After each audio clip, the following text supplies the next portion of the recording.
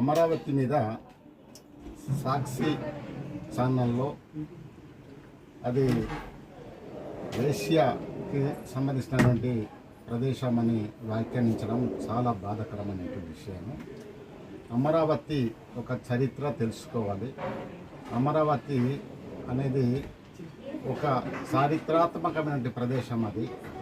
అది దేవతల ప్రదేశము. దానికి ఒక చరిత్ర, ఘనమైనటువంటి చరిత్ర ఉంది.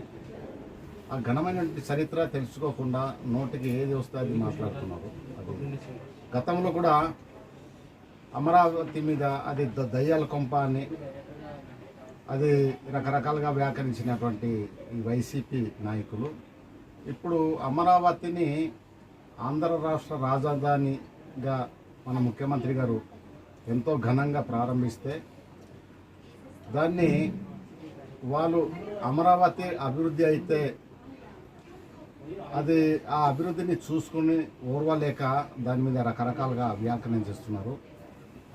ఇది ఆంధ్ర రాష్ట్ర మహిళలను అవమానపరచడమే తప్ప మరొకటి కాదు.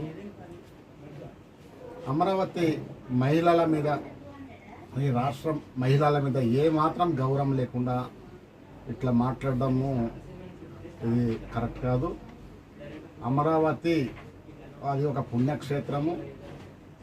ఖచ్చితంగా ఆంధ్ర రాష్ట్ర రాజధాని ఎంత గొప్పగా ఉండాలో అంత గొప్పగా మా కూటమి ప్రభుత్వం నిర్మించి అమరావతిని అంతర్జాతీయ స్థాయిలో తీసుకెళ్ళడానికి మా ముఖ్యమంత్రి గారు, మా కూటమి ప్రభుత్వం ప్రయత్నం చేస్తుంది. ఆ స్థాయిలో అమరావతిని మేము నిర్మించి తీరుతాం.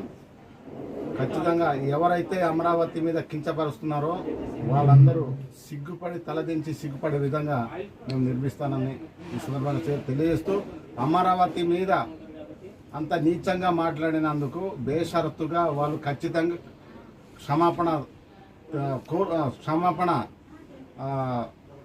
వాళ్ళు చెప్పాలని ఈ సందర్భంగా మేము డిమాండ్ చేస్తూ ఉన్నాం.